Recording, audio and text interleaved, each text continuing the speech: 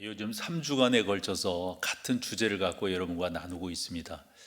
우리가 하나님께서 복 주시는 것, 그 복 주시는 데는 다 목적이 있다라고 하는 말씀을 여러분들과 같이 나누었습니다. 그래서 첫 번째는 우리가 하나님께 복을 받아야 다른 사람들을 축복할 수 있다라고 하는, 어떻게 우리가 하나님의 복을 누릴 수가 있는가. 두 번째, 지난주였습니다. 그 방법 중에 하나가 여러분들의 말을 통해서 다른 사람들을 축복할 수 있다라는 주제로 살펴보았고, 오늘은 여러분들이 다른 사람들을 축복할 수 있는 또 하나의 도구라고 해도, 방법이라고 해도 틀린 말은 아니라고 보는데요, 기도를 통해서 여러분들이 다른 사람들을 축복할 수가 있다, 이런 말입니다. 우리는 신앙생활하면서 흔히 우리 기도할게요, 기도해 드릴게요, 이런 표현을 하는데, 경우가 립 서비스가 될 때가 참 많지 않나 싶어요. 정말 우리가 마음을 담아서 기도하고 있는가? 그렇지 못한 경우들이 많은데, 여러분 한 번 더 기억하십시오. 여러분들이 마음껏 상대방을 축복할 수 있는 또 하나의 방법이 있다면, 사실 우리는 그것을 위해서 존재하는 거니까요. 기도, 이거 잊지 마시기를 바랍니다. 기도를 통해서 다른 사람들을 축복하고 다른 사람들을 축복하는 방법으로 중보할 수 있다라는 말씀입니다. 우리가 한평생 누군가를 축복하며 살아간다고 하는 것은 큰 행복입니다. 나를 통해서 저 사람이 복의 복을 누리고 있다. 이거 여러분 얼마나 큰 행복입니까? 창세기서 48장, 49장 이렇게 보면 야곱의 축복이 그 안에 담겨져 있잖아요. 우리가 그렇게 다른 사람들을 축복할 수 있다면, 또 모세의 축복을 기억하고 여호수아의 축복을 기억합니다. 또 역대하에서 하나님의 사람 다윗의 축복을 기억합니다. 더불어서 디모데 후서를 통해서 사도 바울의 축복을 기억합니다. 우리는 그렇게 존재해야 되는 거죠. 우리 주님께서 요한복음 14장에서 17장, 우리 흔히 다락방 강화로 읽혀지는 말씀을 보더라도 제자들을 얼마나 우리 주님 축복하시는지 이루 말할 수가 없는데, 바로 우리가 이 땅에 존재하는 이유, 다른 사람을 축복하기 위해서 그렇게 존재하는 것입니다. 기도로 다른 사람을 축복할 수 있다고 하는데, 그런 면에서 살펴본다면 이 목사만큼 축복을 많이 받으며 사는 사람이 있을까 싶어요. 부모님의 기도도, 또 사랑하는 아내의 기도도, 이 목사라고 하니까 아이들도 남다르게 기도를 하더라고요.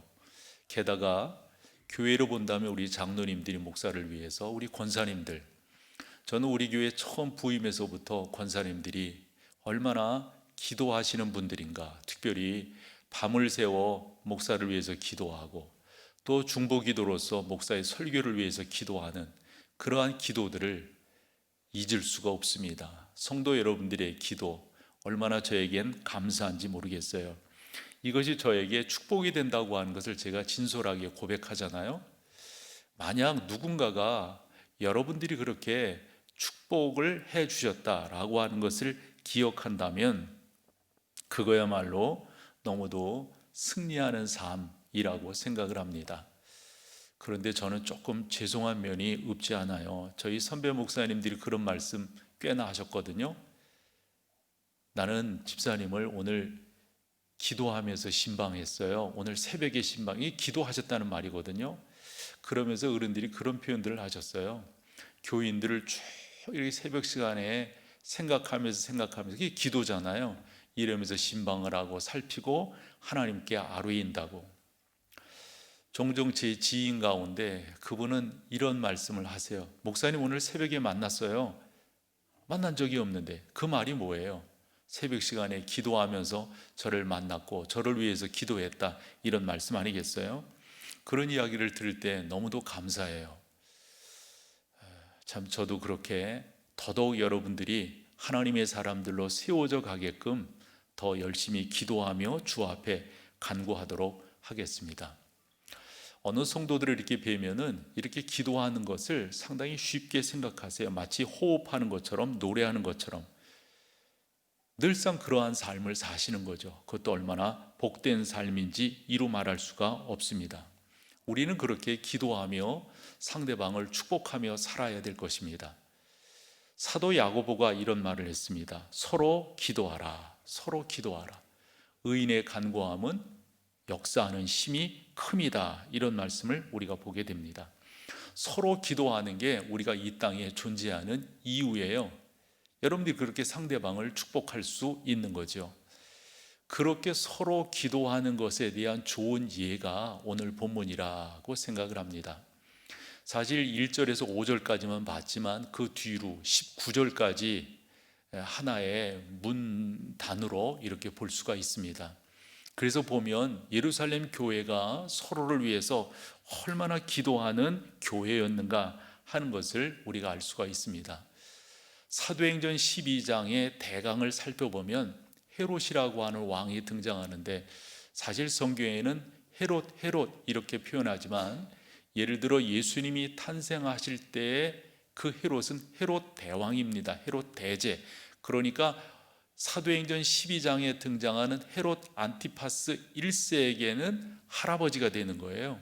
근데 성경은 다 헤롯 이렇게 표현하고 있어서 그 사람이 그 사람인가 이렇게 생각하지만 그렇지가 않아요. 어쨌건 이 헤롯 가문은 정통 유대인들에게는 좀 환영을 받지 못했어요. 유대 왕임에도 불구하고 본토 사람들에게 환영을 받지 못한 이유는 이 헤롯 가문이 정통 유대인이 아니라 이두메 사람이기 때문에 그렇습니다. 그래서 이 헤롯 대왕도 유대인들의 마음을 살려고 무슨 일을 했습니까? 우리 흔히 알잖아요. 성전도 이렇게 보면은 예를 들어서 솔로몬 성전, 그리고 포로 갔다가 돌아와서 스룹바벨이 중심으로 되어서 지은 성전, 그 다음에 또 무슨 성전이라고 우리가 흔히 말하죠?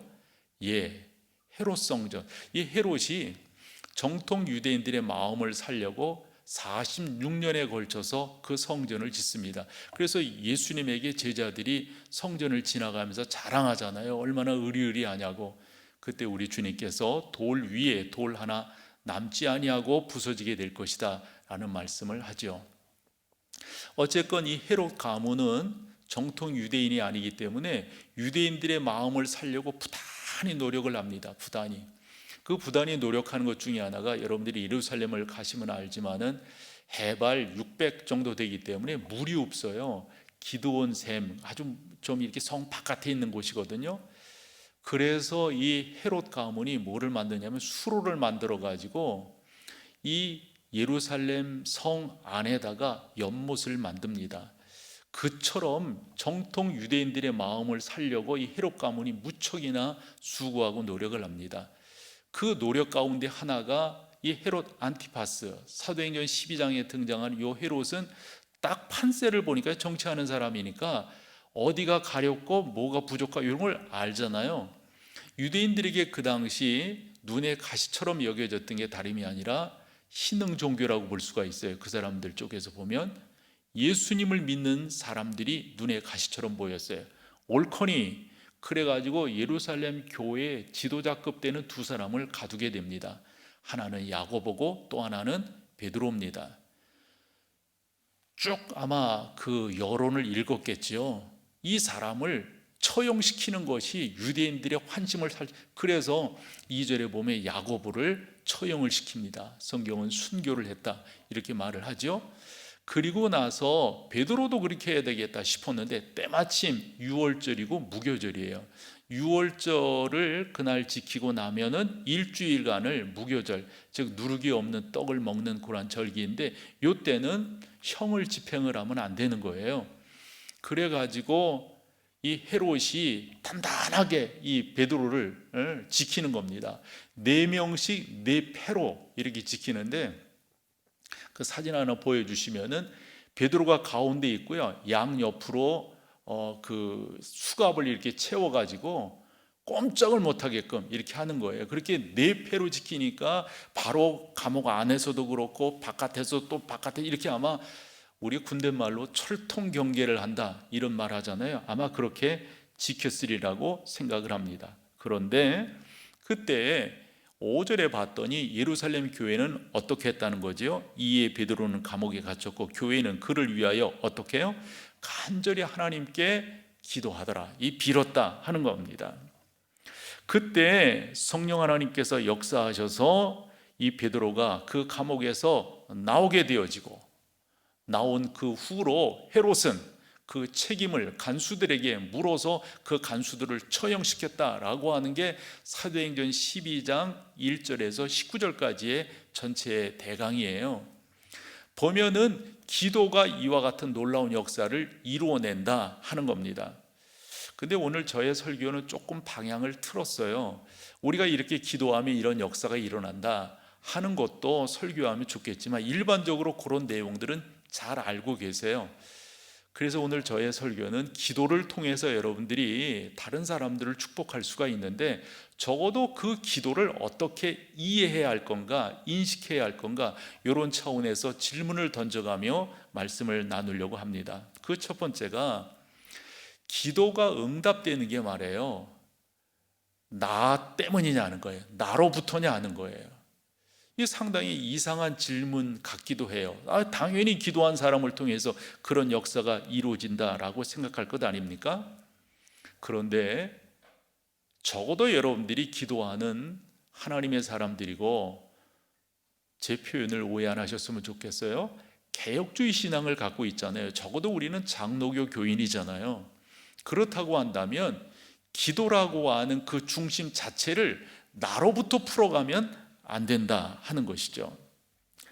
사도행전 12장을 말씀을 드렸지만 아마 헤롯도 베드로를 놓치지 않으려고 엄청 아마 이렇게끔 그 감옥에 가두는 경우가 없다고 보여지거든요. 한데 베드로는 남다르게 가두었어요. 수갑을 그렇게 채웠어요. 근데 여러분 가만히 생각해 보세요. 이 베드로가 그 감옥에서 나온 게 예루살렘 교인들이 기도했기 때문입니까? 맞지요. 그러나 그 기도에 상관없이 전능하신 하나님께서 그와 같은 역사를 이루어내셨다 하는 겁니다. 그러면 예루살렘 교인들의 기도는 뭐냐고요? 이거예요, 여러분. 기도하지 않았으면 그것이 하나님의 역사인 줄 몰라요. 기도하지 않으면 그것이 하나님께서 인도하시고 하나님께서 이루어내신 하나님의 역사인 줄 깨닫지 못해요. 기도할 때에 전능하신 하나님의 온전한 역사를 깨닫게 되는 거죠. 이렇게 우리는 흔히 생각을 합니다. 내가 올바로 기도하면, 내가 올바로 말하면, 내가 열심을 내면, 성실하면, 이런 거 있잖아요. 내가 40일 금식 기도하면, 뭐 어떻게 새벽 기도하면, 내가 오래오래 기도하면, 죄송하지만 우리의 기도가 그와 같은 능력을 발휘하는 것이 아니라 우리가 기도한 것과 상관없이 하나님의 놀라운 역사는 이루어지는데, 기도하는 사람의 유익은 뭐냐? 깨달아 하는 거예요. 뭐를요? 아하, 저건 하나님이 하셨구나, 하나님의 인도하심이로구나, 하나님의 역사하심이로구나 라고 하는 것을 깨닫게 되는 것이죠. 죄송하지만 우리가 신앙생활을 계속해 나가면 나갈수록 하나의 결론에 이르게 되는 게 있어요. 저는 고린도 전서 15장에서 사도 바울이 그 고백을 너무도 귀하게 했다고 생각을 해요. 흔한 말로 사도 바울은 기독교 역사에 있어서 칭찬받을 만한 사람이잖아요. 그런 선교사가 어디 있겠고, 그런 교회 설립자가 어디 있을까요? 우리가 유럽의 여러 곳을 가보면은 도시마다 이 교회는 꼭 있더라고요. 뭐죠? 바울 성당이에요. 바울의 교회예요. 바울의 이름을 지은 교회들. 예를 들어 로마를 비롯해서 여러분 어디 가나 이런 교회들이 있잖아요. 그런데 바울은 후대 사람들이 그렇게 하는 것과 상관없이 고린도전서 15장에서 뭐라고 말하죠? 이건 내가 한 것이 아니라고, 이건 하나님의 은혜라고, 하나님이 이런 일을 하셨다고, 나의 나된 것은 하나님의 은혜라고. 여러분, 우리도 부족하지만은 신앙생활을 계속하면서 깨달아지는 게 뭐예요? 그래서 저는 이렇게 말씀드리곤 하잖아요. 자기 부정이라고. 참 이게 그래서 우리 주님이 하신 말씀이 옳아요. 뭐라 하셨죠? 내가 너희에게 주는 것은 세상이 주는 것과 다르다라고 말씀하셨어요. 참 여러분, 이게 은혜 아닌가요? 나를 부정하면 부정할수록 내 안에 기쁨과 감사가 가득 채워지는 데는 어디에 있는 걸까요? 이게 신비함 아닐까요? 이게 기독교 아닐까요? 여러분, 그와 같은 신비함이, 나를 부정하는 그 부정함이 순교의 자리까지 가게 되고 충성과 봉사의 자리까지 가게 되는 것 아닐까요? 기도의 응답이 있는 것은 나의 기도에 상관없이 내가 기도하기 때문에 하나님의 역사를 발견할 뿐이죠. 기도의 주인공은 하나님이십니다. 그 전능하신 하나님이 우리의 놀라운 역사를 이루어 내시는 겁니다. 예를 하나 요한복음 11장에서 들어보면 예수님이 나사로가 죽었다고 하는 그 소식을, 또 편찮다라고 하는 소식을 듣고도 거기에 금방 가시지 않지요. 요한복음 11장 17절과 39절에 보면 죽은 지 나흘 만에 그 장소에 오십니다. 누이들이 예수님이 오셔가지고 그 만남으로 인해서 막 웁니다.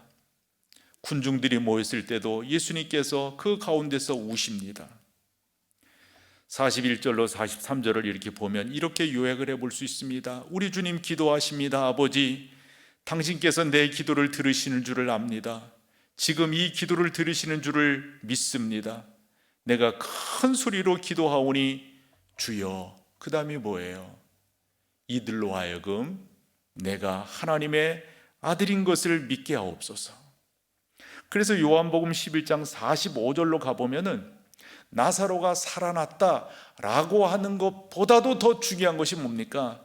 많은 사람이 이 일로 인해서 예수 그리스도를 믿게 되었다라고 하는 내용입니다. 저는 이 말씀을 여러분들에게 드리고 싶은 거예요. 기도가 있잖아요. 내가 주인이 되면 안 돼요. 기도가요. 그래서 뭐 제 표현이 좀 어색할지 모르는데, 이 저급한 기독교이면 기독교일수록 자꾸 내가 강조되는 거예요. 내가 기도하면 참 진짜 있을 수 없는 일들입니다. 내가 기도하면 뭐가 너무 저급한 기독교입니다. 그분이 기도하니까 여러분, 그렇지 않아요. 우리 하나님이 영광을 받으셔야 됩니다. 전능하신 하나님이 그 기도의 주인공이시라고 하는 사실을 우리는 알아야만 됩니다. 그저 우리가 할 것이 있다면 하나님께 맡기는 겁니다. 그 하나님을 찬양하는 겁니다. 저는 종종 이런 말씀도 여러분께 드려보는데, 요즘 유행처럼 어찌 보면 이제 다들 우리 교단의 목회자들도 그런 식으로 기도들을 하니까요. 나는 그게 기도가 틀렸다라고 생각해요. 그렇게 하면 안 된다라고 생각해요. 뭐냐면 기도하면서 있잖아, 축복해요. 여러분, 기도는 뭐 하는 겁니까? 이 사람과 내가 하는 게 아니잖아요. 기도는 뭐죠? 하나님께 올리는 거잖아요. 하나님께 올리는데 앞에 있는 사람을 축복하는 게 말이 됩니까? 죄송하지만 내가 무슨 권한으로 축복을 한단 말입니까? 내가 축복하오며 예수님의 이름으로, 이건 어법도 안 맞아요. 어법도. 제발 여러분, 그렇게 기도하시면 안 됩니다. 그런 유행 따라가시면 안 됩니다. 우리는 적어도 진리 안에서 살아야 되고, 진리 안에서 우리의 신앙을 옳게 펼쳐 나가야 합니다. 그러므로 여러분, 우리 기도는 우리가 하지만은, 내가 하지만은 언제나 내가 주인이 아니고 언제나 그 하나님이 영광을 거두셔야 된다라는 사실입니다. 또 하나 볼 것은, 왜 성도들이 기도하는 것에 대해서 주저주저하고 조금 힘들어하는 거 보면 자꾸 형식을 생각하기 때문에 그래요. 죄송하지만 기도는 형식이 없어요. 예를 들어서 회중기도, 이제 대표로 나와서 기도를 할 때는 성도들과 같이 뜻을 맞추어서 해야 되기 때문에 이러한 형식 자체도 좀 쫓아가고 나름대로의 어떤 공감대를 형성해 나가기 위해서 그렇게 하지만은, 지금 말씀드리는 기도는 하나님 앞에 여러분들이 진솔하게 쓰시는 거예요. 거기에 무슨 형식이 필요해요? 여러분 성경을 찾아보면요, 성경에 참 많은 기도하는 내용, 기도하는 그 광경들을 우리가 볼 수가 있는데 특징적인 하나가 있어요. 그 기도의 내용들을 우리 가운데 많이 소개하고 있지 않다는 겁니다. 예를 들어서 5절만 보더라도 교회는 그를 위하여 간절히 하나님께 기도했다, 빌었다 이랬는데, 여러분 그렇게 기도한 그 기도가 무슨 형식이 있습니까? 그렇지 않아요. 12절 같은 경우도 그래요. 여러 사람이 거기에 모여 기도하고 있더라, 이렇게. 그러니까 기도하는 것은 맞지만은 기도한 그것이 그 가운데, 우리 가운데 이렇게 나타나고 있지는 않다는 거죠. 자금 코로나19의 어려운 상황 속에서 성도 여러분들이 당연히 하나님 앞에 기도한다고 믿습니다. 나라를 위해서, 교회를 위해서, 그리고 어려움 가운데 있는 많은 사람들을 위해서 기도한다고 믿어요. 근데 그 기도가 다 똑같은 형식이 아니잖아요. 다양하게 할 수가 있잖아요. 저는 그것이 옳다라고 생각합니다. 가장 중요한 것은 진정성이에요. 내가 얼마만큼 하나님 앞에 진정성 있게 나아가는가, 그것이 진정한 기도를 만들어낸다 볼 수가 있어요. 어느 모임에 한번 갔다가 아주 독특하게 기도하는 분을 뵀네요. 이렇게 기도를 이렇게 쭉 하다 그 기도도 어쨌건 그런데 기도 중간에 노래를 하는 거예요. 되게 나는 어색하더라고요. 만약 혼자 기도하시다가 그런다면 그건 전혀. 그러나 공동체로서 이렇게 기도할 때 너무 어색하지 않아요? 또 말씀드릴 수밖에 없는 것, 우리 교인들이 안 그러시니까 감사해서 그런데, 여러분 기도하시면서 있잖아요, 이렇게 회중 기도를 하시면서 성경 구절을 읽는 건 왜 읽는 거예요? 기도를 하나님께 올려야 되잖아요. 그런데 회중들을 향해서 기도를 하는 것, 그건 옳지 못하지 않나요? 우리가 하나님 앞에 진솔하게 쓰는 것, 그 하나님 앞에 우리가 더더욱 온전하게 쓰는 것, 그러므로 여러분 형식에 상관없이 여러분들이 진정성을 갖고 그분 앞에 진솔하게 나가는 겁니다. 그것이 저는 진정한 기도고, 그렇게 여러분들이 기도하며 나아갈 때 다른 사람들을 축복할 수 있다라고 믿어요. 또 하나, 이것도 역으로 질문해 보면서 생각해 보고 싶은 건데, 내가 기도하면 늘상 그 기도에 내가 기도한 내용의 효과가 나타나야 되는 건가요? 우리는 그렇게 하기가 쉬워요. 예를 들어서 사도행전 12장을 보면은 우리가 흔히 이렇게 초점을 맞춰서 보는 그 내용이 뭐예요? 예루살렘 교회가 이렇게 기도하니까 그 가운데서 천사를 동원해서 하나님께서 베드로를 구원해 내셨다, 이거 본단 말이에요. 그래서 이렇게 기도하니까 이런 역사가 일어났다. 근데 우리가 1절과 2절은 잘 안 봐요. 1절과 2절, 특별히 2절에 무슨 내용이 있습니까? 야고보가 헤롯의 칼에 죽임을 당합니다. 그렇다고 하면 그럼 예루살렘 교회는 그 전에 기도 안 했다는 말일까요? 당연히 기도했죠. 무슨 말씀을 드리려고 하냐면, 우리는 늘상 생각하기를 기도하면 내가 기도한 대로, 내가 간구한 내용대로 이루어져야 그 기도가 올바르게 이루어졌다, 이렇게 생각한단 말씀이죠. 죄송하지만 건강한 기도의 자세는 아닙니다. 적어도 우리는 구할 뿐이고 그것을 이루시고 역사하시는 분은 성령 하나님이시라고 하는 사실이에요. 여러분들의 마음을 담아서 충분히 간구하십시오.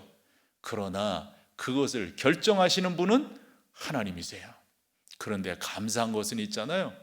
우리 하나님께서 우리로 하여금 꾸준히 기도하게 하시는 것은, 저는 그렇게 생각해요.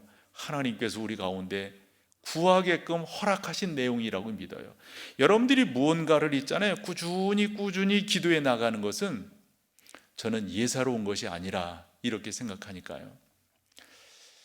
저는 빌립보서 4장 6절, 7절, 그 중에서 7절 말미의 말씀을 저는 더더욱 강조하며 살아가는데요, 너희 마음과 생각을 지키시리라. 뭐 할 때? 기도하며 나갈 때. 그러므로 여러분들이 기도하시는 분이라면 계속해서 생각되어지는 것, 그거 예사롭게 보시면 안 돼요. 계속해서 마음 먹어지는 것, 그거 예사롭게 보시면 안 됩니다. 그거 붙들고 하나님 앞에 구하고 그래서 뭐 여러분들 다 경험하시는 내용이겠지만 저도 하나님 앞에 무릎 꿇어 기도하고 주의 은혜를 구할 때 묵상되어지는 게 있어요. 자꾸 요게 하나님의 인도하심이에요. 이거 여러분 예사롭게 생각하시면 안 돼요. 특별히 여러분들의 자녀들을 위해서, 남편들을 위해서, 뭐 가까운 사람, 뭐 목장에서라면 또 성도들을 위해서 기도할 것 아니에요? 그렇다면은 하나님께서 자꾸 우리 가운데 묵상되게 하시는 것이 있어요. 이거 여러분 예사롭게 생각하시지 말고 그거 붙들고 기도하며 나가는 겁니다. 하니까 내가 간구한 것이 내가 간구한 대로 이루어지는 것, 이것이 바로 기도다. 이렇게 획일적으로 강조하는 강조는 올바르지 못하다 하는 거예요. 내가 구한 대로 이루어지지 않는 것도 기도의 응답입니다. 내가 구한 대로 되어지지 않는 것도 하나님의 역사이십니다. 오래전에 존 웸버라고 하는 분의 그 강의를 들을 수가 있었는데 사실은 우리 쪽에서는 저분을 건강하게 생각하지 않습니다. 그리고 따라가려고 하지도 않고요. 왜냐하면 이제 캐나다 쪽에서의 비냐드가 아니라 미국 LA 쪽에서 비냐드 운동을 일으킨 설립자입니다. 많은 교회들이 생겨났고 우리나라에도 많은 영향력을 미쳤어요. 그래서 우리나라 가운데 이 비냐드 운동이 적지 않게 일어났습니다. 근데 이분들의 그 특징은 뭐냐면 당신들이 기도하면은 치유의 놀라운 역사가 일어난다라고 하는 것을 강력하게 구하는 사람들이에요. 그런데 이번에 강의를 들어볼 때 이런 이야기를 했어요. 솔직하게 그분이 이야기를 한 거예요. 수년 동안 저와 다른 사람들이 수천의 사람들이 기적적으로 치유되도록 기도했습니다. 솔직히 대부분이 치유되지 못했습니다.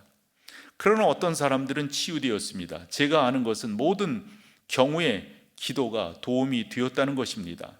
하나님께서 기도를 사용하셔서 위로하시고 격려하시고 힘을 주시고 믿음을 주시고 영혼을 일으켜 세워주셨습니다. 저는 이런 부분은 적어도 우리가 받아들일 수 있다라고 생각해요. 그런데 이쪽에서 강조하는 뭐 좀 이런 사람들은 저희 이런 존 웸버 같은 사람은 되게 솔직하게 이런 내용을 이야기했다라고 생각을 합니다. 그런데 뭔가 자꾸 일으키려고 그래요. 뭔가 자꾸 역사가 나타난다고.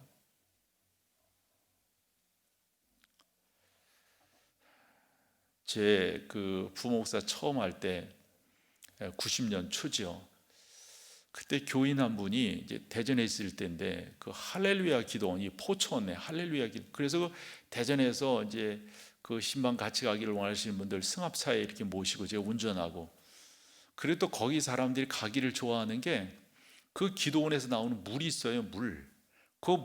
그 예전에는 이렇게 그 지금처럼 정수기 뭐 이런 것들이 많이 있지 않으니까 어디서 물 떠오는 거, 물 받아오는 거 뭐 이런 것들 되게 많이 했었잖아요. 90년, 그때 90년, 제가 그 교회를 90년에서 94년까지 있었으니까.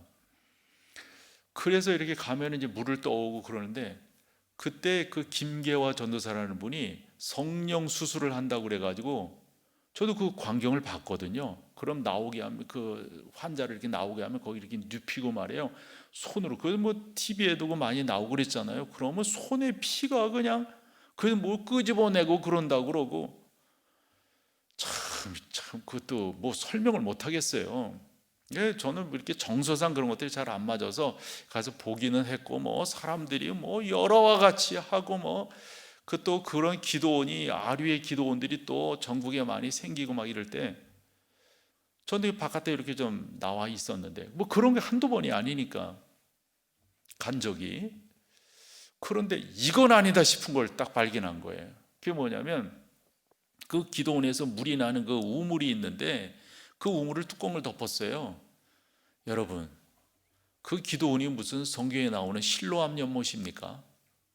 아니 그 우물을 이렇게 중심으로 해서 그 주변에 방석 깔고 쭉 있어가지고 그 우물을 향해가지고 그냥 기도하는 거예요.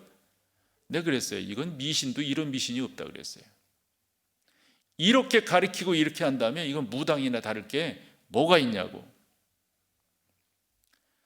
우리가 기도하는 것을 그런 식의 미신적 태도로 하면 안 됩니다.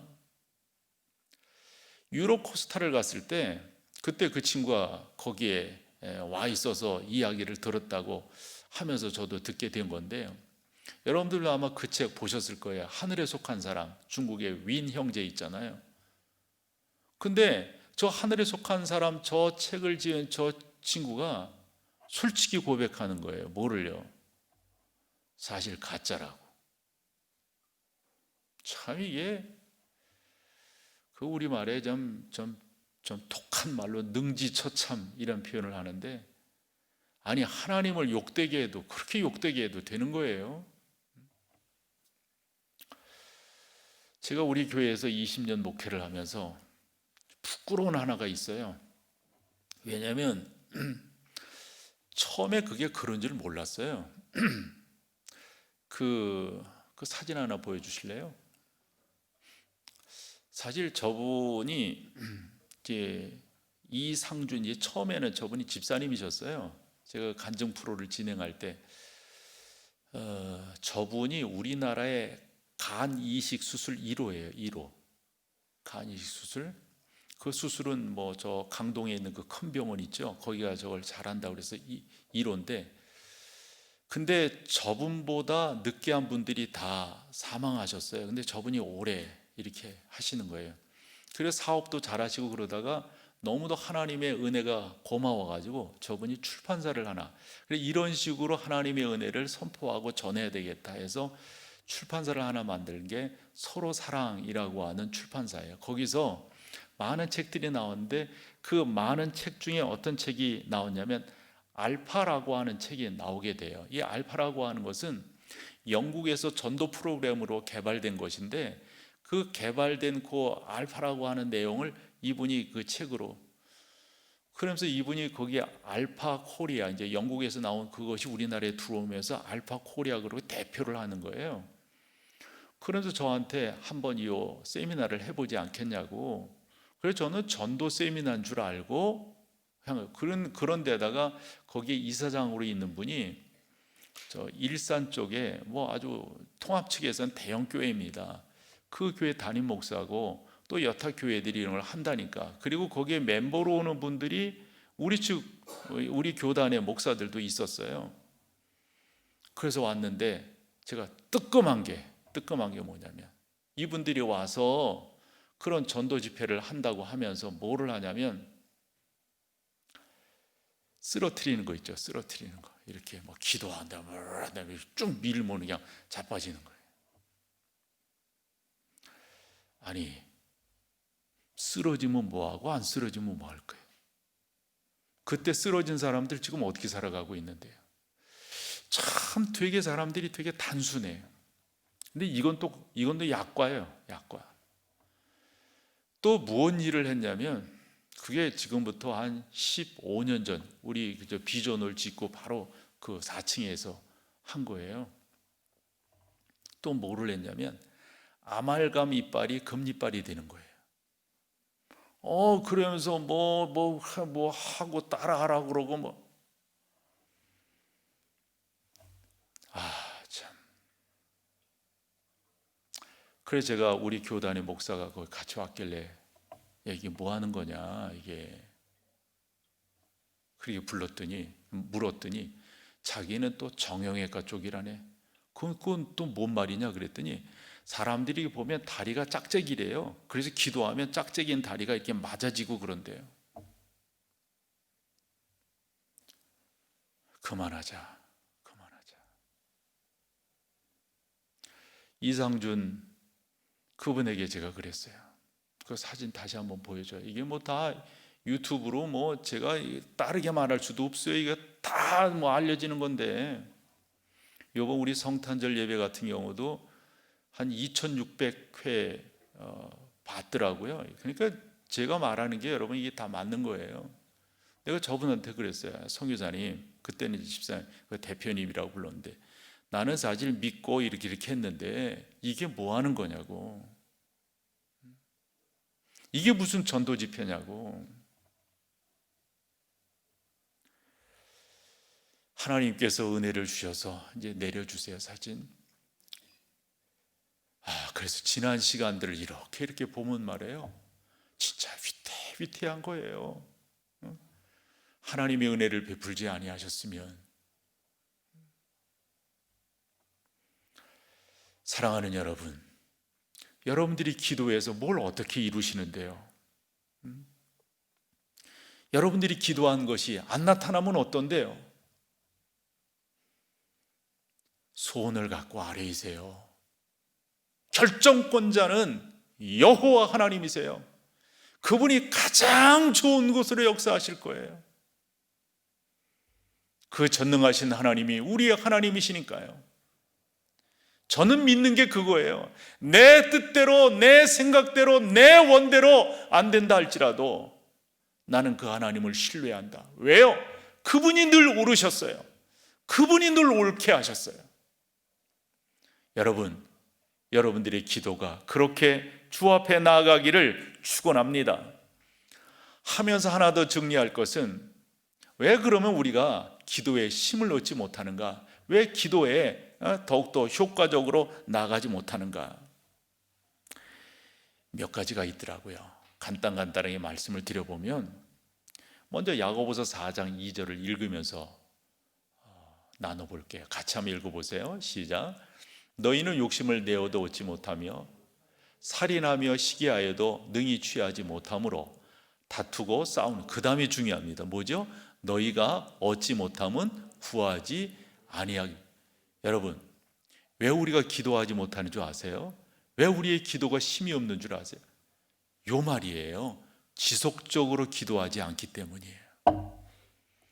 그래서 저는 이 목회를 하면서 어떤 면에 강조를 둬야 될 것인가 생각할 때 새벽 기도라고 생각했어요. 우리가 특별히 시간을 내서 하나님 앞에 그렇게 구하며 나아가는 것. 그래서 저는 제 목회를 하면서 뭐를 좀 더 중요시 여기고, 이제 제 스스로에게도 말이죠, 어떻게 하면 좋을까? 그래서 내가 새벽 시간을 하나님 앞에 드리도록 해야 되겠다. 이런 말이 오해가 없으시기를 바라는데, 요즘은 거반 2시 40분 정도 되면 생리적으로 일어나게 되더라고요. 그러면 그렇게 하고 약간의 양치질 하고 그러면 3시 알람이 열려요. 그러면 교회에 나오는 거예요. 끝까지 이걸 지켜야 되겠다. 내가 하나님 앞에 스스로 이렇게 서는 모습으로 나아가야 되겠다. 머뭇머뭇대지 마십시오. 머뭇머뭇대지 마십시오. 아까 2절 한 번 더 보여줘 보세요. 그리고 아까 하이라이트 했던 부분 한 번 더 보여주시면, 너희가 얻지 못하면 구하지 아니하기 때문에, 여기서 너희가라고 하는 저 인칭 대명사가 있잖아요. 저 3인칭을 1인칭으로 바꿔보세요. 1인칭. 내가 얻지 못하는 이유는 뭐예요? 기도하지 않았기 때문이에요. 그러니까 여러분, 기도하지 않으면서 뭔가 이건 가능치 않은 거예요. 저는 여러분들이 그렇게 주 앞에 잘 나가기를 원합니다. 아무리 좋은 것을 가지고 있으면 뭐예요? 예를 들어 망원경 한번 보여줘 보세요. 저 망원경이라고 해서 멀리 볼 수 있는 거잖아요. 그런데 초점이 안 맞아 있으면 무슨 의미가 있겠어요, 저게? 기도라고 하는 아무리 좋은 것이 있으면 뭐 하겠어요? 지속적으로 하나님 앞에 구하지 않는다면 말이에요. 죄송하지만 기도는 위기를 만났을 때 하는 도구가 기도가 아닙니다. 기도는 어떤 위험성을 모면하기 위해서 하는 것이 기도가 아닙니다. 우리가 마음을 다해서 하는 겁니다. 두 번째로, 왜 우리가 기도가 잘 안 되는가? 그건 이기심, 욕심 때문에 그래요. 4장 3절의 야고보서 같이 한번 읽어보세요. 구하여도 받지 못하면 왜지요? 정욕으로 쓰려고 잘못 구하기 때문이다. 정욕이라고 하는 말의 의미가 뭔지 아시겠죠? 여러분들이 그렇게 하시면은 하나님께서 역사하지 아니하신다 하는 겁니다. 또 하나는 왜 우리의 기도가 잘 되어지지 않는가? 이렇게 있잖아요.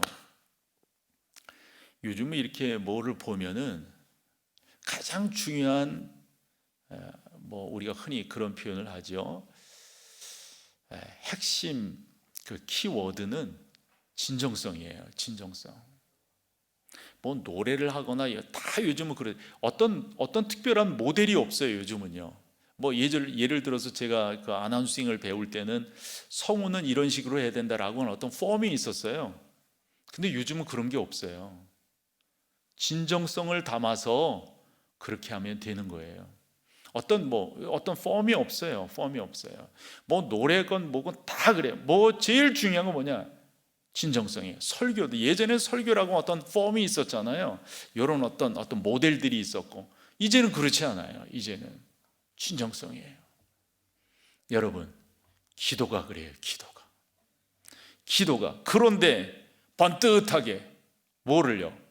하나님 앞에 회개도 안 하고 믿지 않는 거죠. 그러니까 주 앞에 받는 바 은혜들이 없는 거죠. 소망해요, 여러분. 여러분들이 그렇게 진정성 있게 이사야가 그런 표현을 했어요.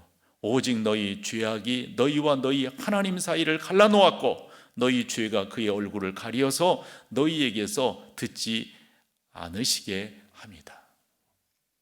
여러분, 우리가 이런 것들을 분명하게 안다면 회개하지 않고 기도하는 게 가능해요?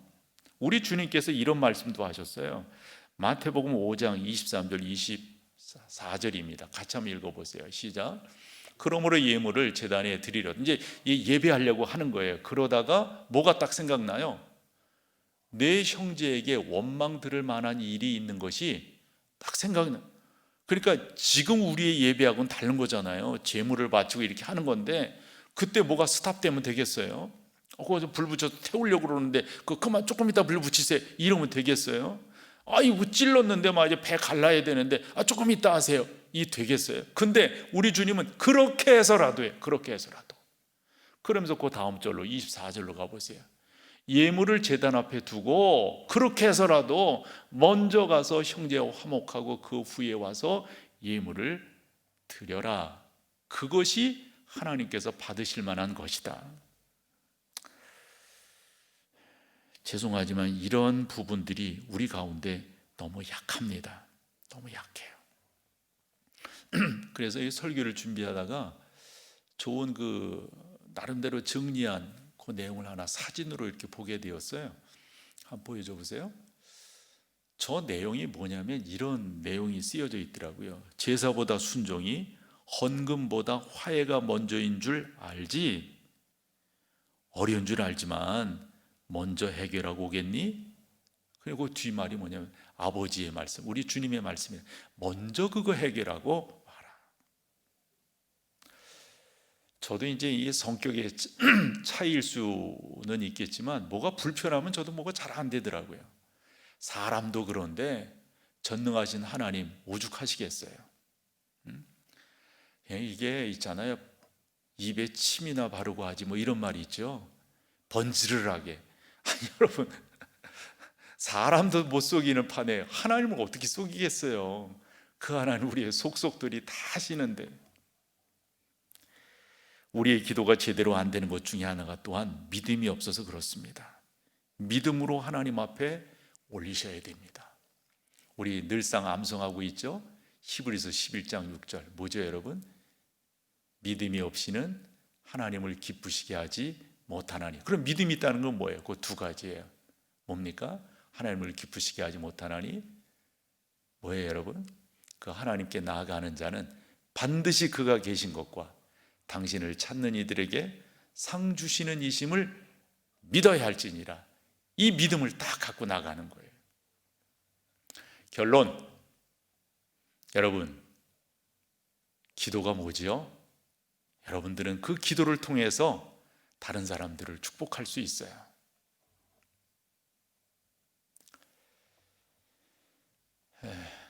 저희 어머니가 예를 들어서 우리 사람들이 기억하는 게 열이라고 한다면 하나나 둘 이쪽에 이제 그 일반적으로 치매라고 그러죠.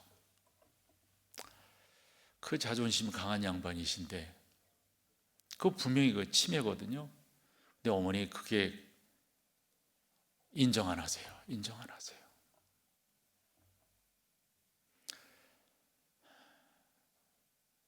그런 분들의 기도로 제가 이렇게 컸어요. 여러분들도 마찬가지 아닌가요? 부모님들의 기도가, 가까운 사람들의 기도가 여러분들의 지금을 만들어 놓으셨어요. 그렇다고 한다면 기도하셔야 되겠죠? 기도하세요. 기도하지 않으면 안 돼요. 기도하셔서 주의 은혜를 놀랍게 이루어내시는 그런 여러분 다 되시기를 축원합니다.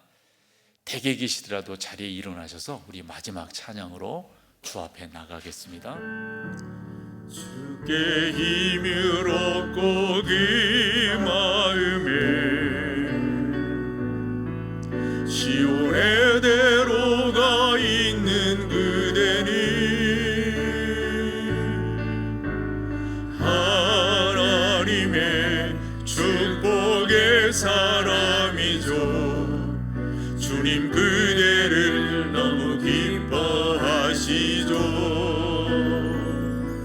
주의 집에 거하기를 사모하고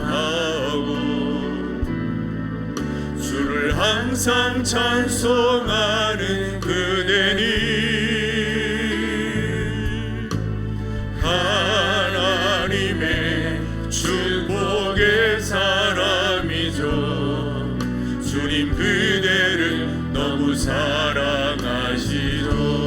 아멘. 그대 섬김이 아름다운 찬송, 그대 헌신은 향기로운 기도, 그대가 남는 날 어디에서라도 주님의 이름 높아질 거예요. 그대 섬김이